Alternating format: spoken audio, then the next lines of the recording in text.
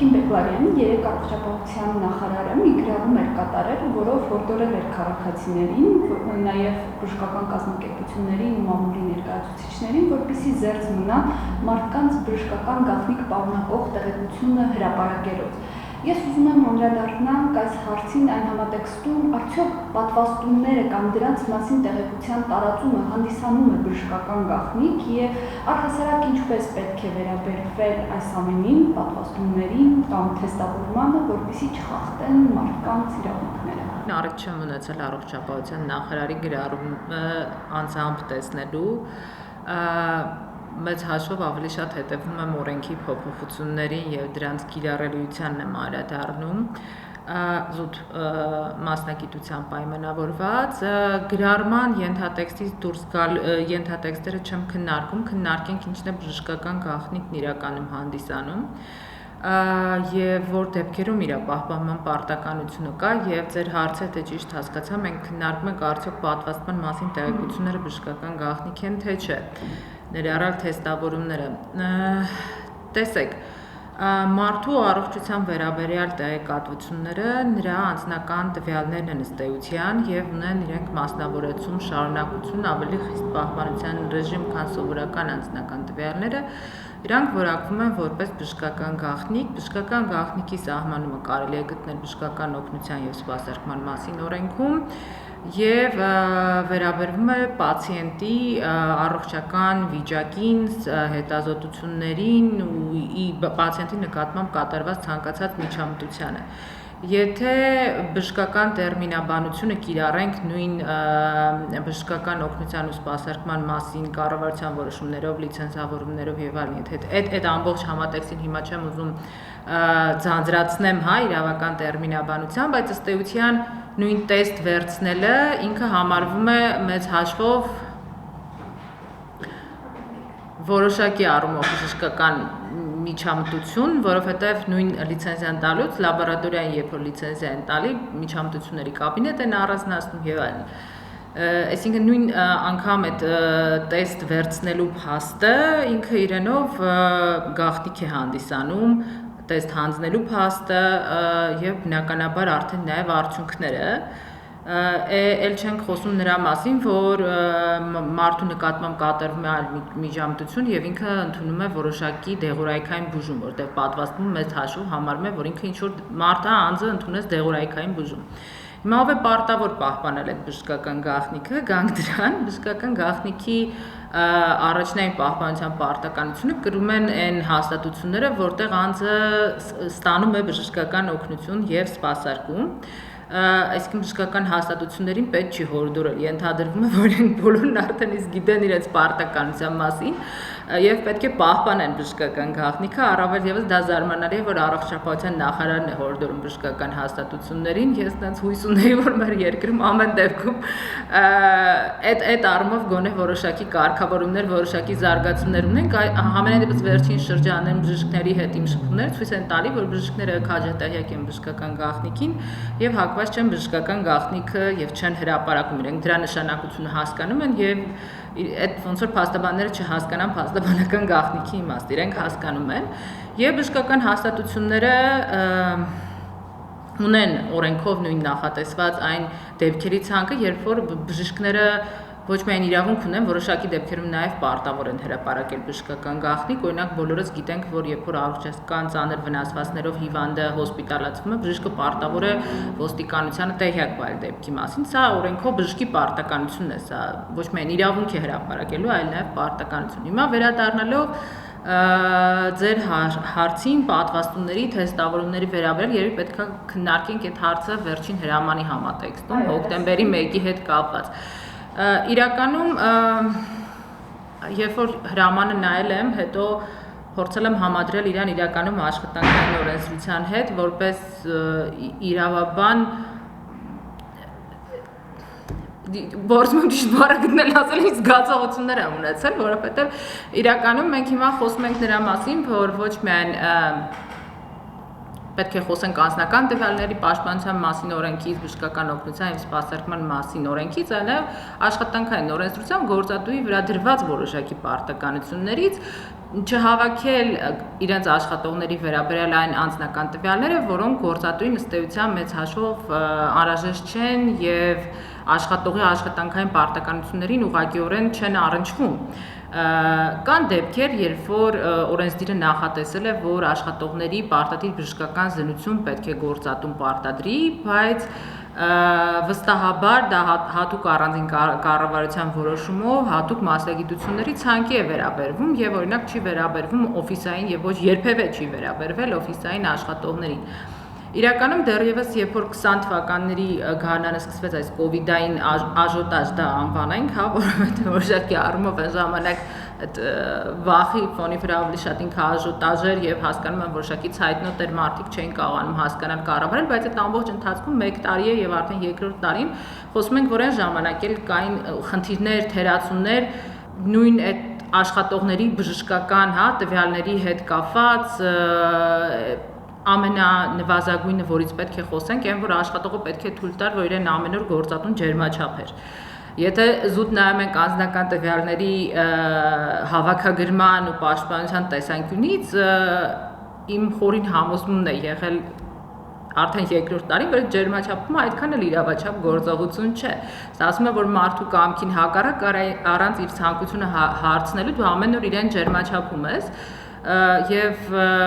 COVID-ի պատճառով չի, որ միայն բարձր ջերմություն կարող են ունենալ անձինք, հատկապես սեռով պայմանավորված եւ դա որոշակի կարող է դիսկոմֆորտի բերել, հա, աշխատողներին եւ լրացուցիչ լարվածություն ստեղծել։ Հիմա հասկանում ենք, որ կար պաշտպանվելու եւ այլնի անհրաժեշտություն, աշխատողները իրենք ջերմաչափվելու հետ հարմարվեցին, ոչ մեկ չխոսեց նրա մասին, որ միգուցե դա էլ այդքան օրինաչափ գործողություն չէր պարտադրել ջերմաչափումը ամեն օր աշխատավայրում, բայց հասկանում ենք արտակարգ իրավիճակ, կարանտինային դրություն, հետո եւ այլն, այս ամեն ինչի ենթատեքստում մարդիկ ավելի շատ ստանձնելով կողքինի առողջության մասին պատասխանատվությունը թույլատրել են իրենց ջերմաչափում։ Հիմա վերադառնում ենք պատվաստմանը ու գործատուին պարտադրելու հավաքագրել իր աշխատողի վերաբերյալ որոշակի տեղեկատվություն Նախսենք նրանից, որ համապատասխան իրավական հիմքերը գործատուի համար մինչև վերջ ապահովված չեն։ Գործատուի անվտանգ լինելու տեսանկյունից։ Իսկ մի ամբողջ իրավաբանական անձ, երբ որ դա, ասենք 20-30 հոգանոց ընկերության մասին ենք խոսում, միգուցե դա հնարավոր է կազմակերպել, բայց եկեք նայենք այդ խնդիրը 1000, 2000, 3000 եւ ավել աշխատող ունեցող ընկերություններին։ Այո, Հայաստանում կան ընկերություններ, որոնք ունեն 1000-ից ավել աշխատողներ, ունեն տարբեր մասնաճյուղեր։ Ինչպես այդ հերթափոխով են աշխատում, շատ հաճախ չեն գալիս գրասենյակ եւ այդ ամենը կազմակերպելու հետ կապված նախ կարգավորումները բացակայում են եւ երկրորդը բացակայում է բուն իրավական հիմքը գործատուի համար աշխատողից այդ անձնական տվյալը պահանջելու եւ ստանալու եւ հավաքագրելու եւ մշակելու։ Ինչ պետք է անի եւ հաջորդ հարցը, որ առաջանում է, ինչ պետք է անի գործատուն, եթե աշխատողը հրաժարվի այդ տեղեկատվությունը իրեն հայտնել։ Իրականում ոչ մի գործիքակազմ չկա աշխատանքային օրենսդրության տեսանկյունից։ Կա գործիքակազմ ինչ-որ վարչական պատասխանատվության ենթարկելու իրավաբանական անձի ղեկավարին, երբ որ այդ ղեկավարը կարող է ղեկավարել 1000 հոգանոց ընկերություն եւ չկարողանալ ամեն օրյա ռեժիմով կազմակերպել այդ գործընթացը։ Իսկ ամեն դեպքում մենք բժշկական գաղտնիքի հետ իրավական հիմքերը ես այսօր օրենսդրության մեջ չեմ տեսնում, որ գործատուն իրականում, որովհետև գործատուն միայն օրենքով նախատեսված անձնական տվյալներ այլ աշխատողի վերաբերյալ կարող է հավաքագրել եւ միայն այն անձնական տվյալները, որոնք անհրաժեշտ եւ պարտադիր են աշխատողի կողմից աշխատանքային գործունեությունը իրականացնելու, այս առումով գործատուն շատ իրավունքի դաշտից անհարմար դրության մեջ է հայտնվում մի կողմից որոշակի պարտադրանք վարչական պատասխանատվության ենթարկվելու համատեքստում, մյուս կողմից աշխատողները, որոնք իրականում կարող են որոշել, որ պետք է իրենց իրավունքները պաշտպանեն եւ չհամաձայնվեն, այսպես ասած, հա, նախարարի որոշման հետ եւ ինչպես է գործատուն պարտադրելու կամ ինչ գործիքակազմ ունի գործատուն իր աշխատողի նկատմամբ։ Եթե մենք հրամանով սահմանում ենք, որ վարեք այդ ցանկերը, մյուս կողմից պետք է սահմանենք, որ աշխատող դու էլ պետքա բերես այդ տեղեկատվությունը տաս գործատուին, ընդ որում ոչ թե նախարարի հրամանով, այլ օրենքի մակարդակով, որովհետեւ կրկնվեմ աշխատանքային օրենսգիրքն է, որ ասում է, որ օրենքով նախատեսված դեպքերում այն դեպքերը, երբ որ կարող են վերվել եւ այն դեպքերը, երբ որ գործատուն կարող է մշակել եւ վերջի եթե աշխատողը ոչ թեստավորում ունի, ոչ պատվաստում, գալիս է գործատունին ասում է երկուսն էլ չունեմ, այդ աղյուսակն էլ գործատուն ունի եւ վարում է։ Ինչ անի գործատունը այդ աշխատողի նկատմամբ։ Իրավական հիմքեր կարգապահական պատասխանատվության ենթարկելու կամ թե աշխատանքային պայմանագիրը լուծելու իր աշխատողի հետ գործատունը նույնպես չունի։ Ես շեղվեցի ավելի շատ աշխատանքային օրենսդրության դաշտ, քան բժշկական գաղտնիքի, որտեղ այս հարցերը քննարկելուց իրենք փոխկապակցված են։ Եթե մենք խոսում ենք գաղտնիքի մասին, միանշանակ որպես անձ բնականաբար իմ առողջության վերաբերյալ տեղեկատվությունը, այն միջամտությունները, որը կատարվել են իմ նկատմամբ, իմ բժշկական գաղտնիքն են։ Ես կարող եմ համաձայնվել, կարող եմ չհամաձայնվել այդ գաղտնիքը հրապարակել, դա սահմանադրությամբ եւ օրենքներով նախատեսված իմ իրավունքն է, հակառակ հարկադրանքը պետք է նախատեսված լինի օրենքով եւ այն նպատակների համար, որ սահմանադրությունը տալիս է, երբ որ պետք է տեղեկատվությունները առանց իմ համաձայնությամբ, իմ ասելով նկատի ունեմ անհատից, իմ գաղտնիքը, իմ անձնական տվյալները ենթակա լինեն հրապարակման։ Այդ դեպքերից մի շարք դեպքեր նախատեսված են բժշկական օգնության սպասարկման օրենքում, բժշկական գաղտնիքը հրապարակելու հետ կապված, բայց այդ դեպքերից ոչ մի դեպք չի ենթադրում, որ բժշկական հաստատությունը ազատորեն օրինակ կարող է իմ գործատուին հայտնել այդ տեղեկատվությունը, եթե չկա կարգավորում, որ գործատուն կարող է ինձ պարտադրել գնալ անցնել այսինչ լաբորատորիայում տեստավորում, պարտադրի, որ այս 15 օրը մենք գնամ այդ լաբորատորիա, հետո այդ լաբորատորիան տվյալները տա գործատուին, չկան նման կարգավորումներ, իրականում լաբորատորիաները դրանց իրավունքը մեծ հաշվով չունեն այսօրվա օրենսդրության կարգավորում, բնական է, որ չպետք է ունենան։ Եվ այս պայմաններում, երբ որ մենք ունենք օրենսդրական կարգավորումներ, բնականաբար ես կիրառելիությունը չեմ հասկանում։ Բնականաբար հակազդեցությունները շատ են լինելու, չեն համաձայնվելու եւ կիրառելիս, եթե մարդիկ ունենալու են դժվարություններ, այն նպատակը ես վստահ եմ, որ լավ նպատակներ են հետապնդել հրամաններ գրողները, ցավոք սրտի հնարավոր չի լինելու իրագործել։ Ինչ եմ ասում լավ նպատակներն են, որ մարդիկ աշխատում են, որ բնակչությունը առողջական խնդիրներ չունենա, որ բժշկական համակարգը կարողանա սպասարկել, բավարար քանակի հիվանդներ լինեն այն քանակի, որ բժշկական համակարգը հնարավորություն ունենա, ռեսուրս ունենա սպասարկելու, քիչ լինեն հիվանդները, մահանալու դեպքերը քիչ լինեն։ Այդ ամեն ինչը հասկանալի է, բայց եւ կարգավորումները այնպեսին պետք է լինեն, որ այդ նպատակներին հնարավոր լինի հասնել։ Այսօրվա կարգավորումների պայմաններում այդ նպատակներին հասնել հնարավոր չի, որովհետեւ առաջինը հաշվի առաջ չեն, հենց օրենքի մակարդակով չեն կատարված փոփոխություններ գաղտնիքի պաշտպանության տեսանկյունից, երկրորդը կազմակերպչական եւ ոչ միայն կազմակերպչական, ընդհանուր առմամբ գործիքներ տրված չեն կյանքի կոչելու համար առողջապահության նախարարի հրամանը, որովհետև մասնավոր ոլորտում շատ ավելի դժվար է, քան հանրային ոլորտում, մասնավոր ոլորտում ազատ շուկայական հարաբերություններ են, այսպես ասենք, եւ եթե դու ոչ իրավաչափ քո աշխատողը կարող է նախընտրել դադարեցնել աշխատանքային հարաբերությունները, իսկ եթե այնպիսի աշխատողներ են, որ գործատուի համար դա ձեռնտու չի, ես ազնվորեն չեմ պատկերացնում, դա նշանակում է, որ բիզնեսները դժվարություն են ունենալու իրենց հետագա աշխատանքում եւ զարգանալու առումով, եթե մարդկային ռեսուրսով հետ շատ կախված են, իսկ մարդկային ռեսուրսը որոշում է, որ ինքը ոչ պատվաստում է, ոչ տեստ է հանձնում, դադարեցնում է, պարզապես չի գալիս աշխատանքի, եւ երկրորդ դեպքը կարա լինի, երբ թե գործատուն ընտրում է հարկադրանքը լուծել պայմանագրերը, որպեսզի չընկնի վարչական տույժերի տեղատարափի տակ, այսպես ասենք, ստիպված պետք է աշխատողի նկատմամբ կարգապահական պատասխանատվության ինչ որ հակազդեցության միջոցներ ձեռնարկի, որոնք բոլորը այսօրվա պայմաններում լինելու են ոչ իրավաչափ հակազդման գործիքներ։ Այն դեպքում, երբ օրինակ քաղաքացու անհատի մոտ հաստատվում է կորոնավիրուսը, եւ եղել են դեպքեր, երբ առողջապահության նախարարության համապատասխան կառույցից, որ ունեցել է այդ տեղեկությունը, զանգ է եղել գրասենյակ եւ տեղեկացրել են, որ ձեր այսինչ աշխատակից ունի կորոնավիրուս եւ խնդրում են նրա հետ շփվել եւ այլն։ Սա հանդիսանում է բժշկական գաղտնիքի հրապարակում այն դեպքում, երբ տվյալ քաղաքացին ում հաստատվել է այդ վիրուսը, տեղեկացված չի եղել, որ օրինակ առողջապահության նախարարության տվյալ մարմինը պատրաստում է զանգ իրականացնել այն կազմակերպություն, որտեղ վերջինս աշխատում Ինչքանով է սա տեղավորվում մարդու անձնական իրավունքների խախտման։ Ինքը եւ հեշտ եւ դժվար հարց է։ Ինքը հեշտ հարց է այն առումով, որ աշխատանքային հարաբերությունների տեսանկյունից, եթե աշխատողը բացակայում է աշխատանքից, աշխատողը պարտականություն ունի իր գործատուի առջև բացահայտելու իր աշխատանքի բացակայության հանգամանքները, որովհետև գործատուն պետք է գնահատի հարգելի է թե ոչ հարգելի։ Եթե հիվանդության պատճառով է աշխատողը բացակայում, բնականաբար աշխատողը պետք է ներկայացնի անաշխատունակության թերթիկ։ Բնականաբար, երբ որ աշխատողի մոտ հայտնաբերվել է որևէ հիվանդություն, աշխատողը տեղեկացնում է գործատուին եւ ենթադրվում է, որ հիվանդության ավարտին լինելու է անաշխատունակության թերթիկ։ Արդեն տեղեկատվության շրջանառությունը գործատու կազմակերպության ներսում սահմանափակելը կամ ընդլայնելը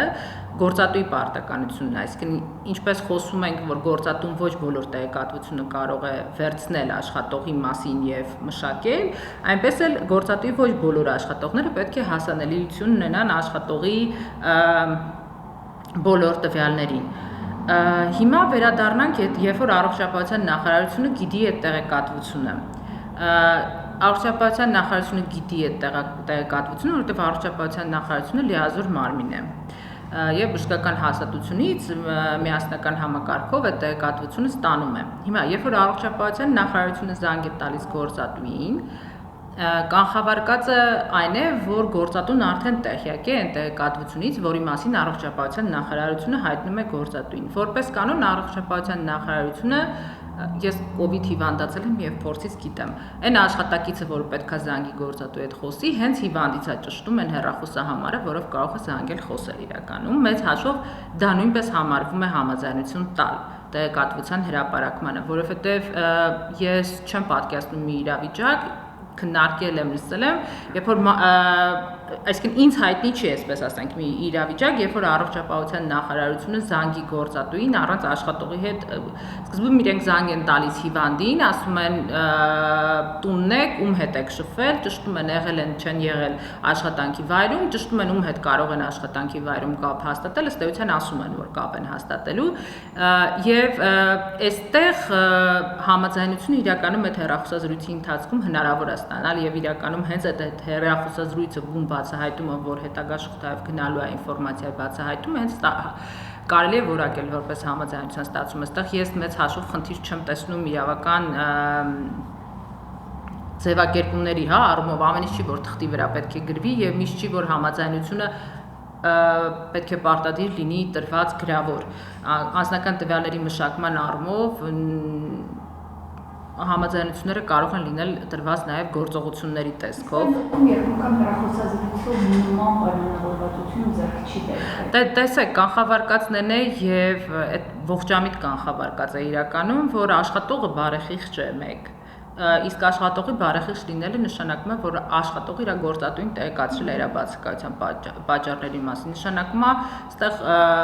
բացահայտումը շատ հարաբերական է իրականում, չկա այլ բացահայտում առողջապահության նախարարության կողմից, որտեղ աշխատողը իր գործատուին ինքն է բացահայտում։ Եթե աշխատողը գործատուին չի բացահայտել, սա ոչ նորմալ իրավիճակ է իրականում, որովհետև եթե աշխատողը չի բացահայտել ինչի է ինքը բացակա աշխատանքից, հաջորդ օրը իրան գործատուն կարա գործից հանի։ Բոլոր աշխատողները դրա մասին գիտեն եւ առնվազն ողջամիտ գործատուները, բարեխիղճ գործատուները իրենք միջև հանելը գոնե մի հատ փորձում են կապ հաստատեն, տեսնեն մարդու հետ կարող է իրոք դժբախտ դեպք է եղել, չդնեն հաջորդ օրը հանեն։ Իրականում գործատուին այդ տեղեկատվությունը հայտնի է, ինքը փակ ցիկլի մեջ է, այսպես անվանենք, երրորդ անձանց բացահայտումը ըստ տվյալ դեպքում տեղի չունեն, երբ որ առողջապահության նախարարությունից զանգում են գործատուին։ Ես այստեղ խնդիր չեմ տեսնում իրականում։ Այո, աշխատակիցը ինչպես պետք է վարվի, որպեսզի իրավունքները պաշտպանված լինեն, սկսած հոկտեմբերի 1-ից, այն դեպքում, երբ գործատուն վերջինիս պահանջի կամ պատրաստված լինելու հավաստակի, կամ ՊՇՌ թեստի բացասական պատասխանող տեղեկանքը։ Բարդ հարց է, ունի պատասխանի երկու կոմպոնենտ, ունի իրավական կոմպոնենտ եւ ունի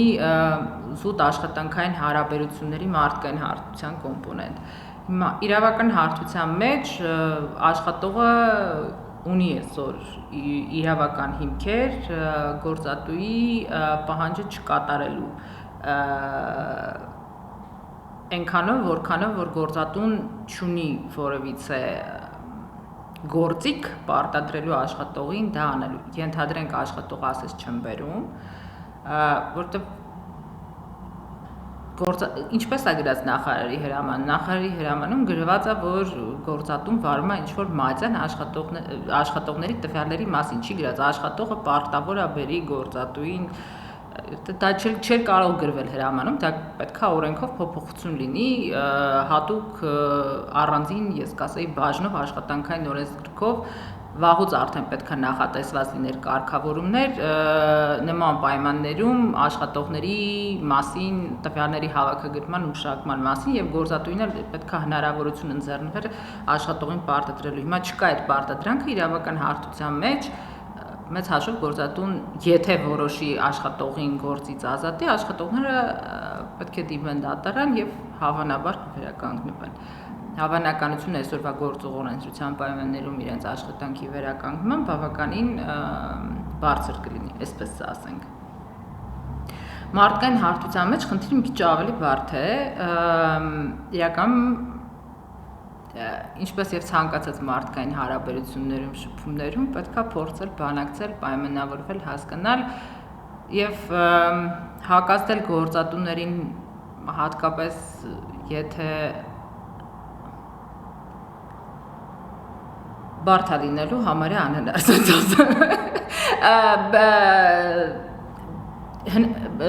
եթե գործատունները որոշեն, որ գործատուն որոշի, որ ինչ-որ կերպ պետք է աշխատողի հետ անվանենք դա աշխատի եւ բացատրի, որ պետք է դա արվի, բավական բարդ է լինելու աշխատողների համար մարդկային հարթության մեջ հասնել հակառակին եւ չբերել այդ տեստը, ասենց ձեզ ասեմ։ Այլընտրանքը մնալու է միայն կամ լարված կոնֆլիկտային իրավիճակում աշխատելը, կամ թողնելը, որ գործատունն իր այդ պայմանագիրը լուծի, կամ ինքը դիմում գրի, կամ գործատուն լուծի, այն ինչի մասին մենք բոլորս շատ հաճախ, շատ տարբեր տեղերից, տարբեր ենթատեքստերում ոչ միայն կովիդային լսում ենք, այս աշխատանքային հարաբերությունների նորմալ աշխատանքային հարաբերություններից տեղափոխվելու աշխատանքային վեճի դաշտ, ուրիշ տարբերակ չի լինելու։ Ցավալի է, բայց այստեղ եթե գործատուները որոշեցին, որ իրենք գնում են այլ ճանապարհով, քան աշխատողներին պարտադրել է, իրականում նույն գործատուները դա կիրառելու հետ կապված շատ խնդիրներ ունեն։ Եթե որոշեն կիրառեն զուտ ձևական առումով ինչ-որ ցուցակ լրացնելու առումով եւ աշխատողներին պարտադրեն, աշխատողներին ունենալու են դատարաններով պաշտպանություն ստանալու հնարավորությունները, կարող է լինի նաեւ հնարավորություն չհասնել աշխատանքային պայմանագրի լուծելուն, բայց ամեն դեպքում դրան նաև հնարավոր է հասնել միայն դատարան գնալով, այսինքն ստացվելու է, որ համ աշխատելու են, համ լինելու են դատարաններում, որը էլի այդքան էլ առողջ չի աշխատանքային հարաբերությունների տեսանկյունից, որտեղ իրենք շատ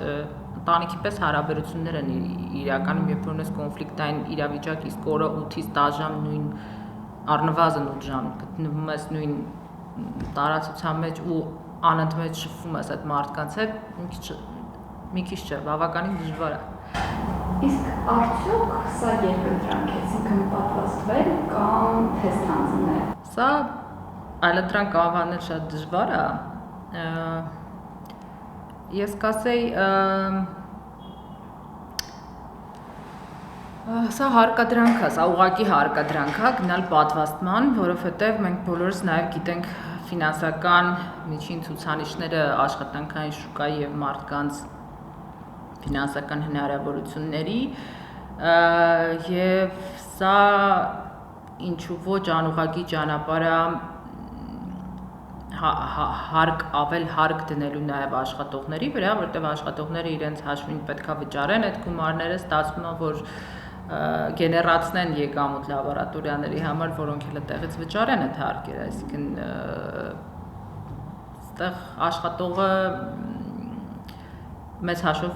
փակուղու մեջ կարող են կամ որոշակի առումով սա փակուղ է աշխատողների համար, որի այլընտրանք, իրականում այլընտրանքը կամ պատվաստվելն է, եթե ֆինանսականից նայենք, կամ